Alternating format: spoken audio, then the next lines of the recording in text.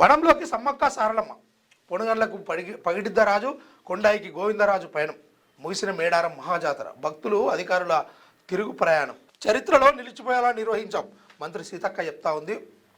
మొత్తానికి తెలంగాణ రాష్ట్రంలో కుంభమేళ, ఆదివాసి గిరిజన జాతర మేడారం పండుగ ఏదైతే ఉందో నిన్నటికి ముగిసింది.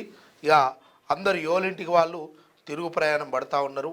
ఎందుకంటే కొంతమంది ఇప్పుడు దీక్షలు, కొంతమంది అంటే అయ్యప్ప మాలేసుకోవడము, ఆంజనేయ స్వామి మాలేసుకోవడము, ఇప్పుడు కొత్తగా ఇవన్నీ అయిపోయినాయి కాబట్టి, అంటే ఈ పాత ఉన్నప్పటికీ ఒక్కొక్కరు వాళ్ళ భక్తి శ్రద్ధలను దేవుళ్ళపైన వాళ్ళు అంటే ఉంచుకోవడానికి వాళ్ళు కొన్ని రోజులు ఈ మేడారం జాతర అంటూ 10-15 రోజులు అక్కడనే ఉండడము, అమ్మవారిని భక్తి ఆరాధనలతో కొలవడము, ఇవన్నీ చేస్తూ ఉంటారు కదా.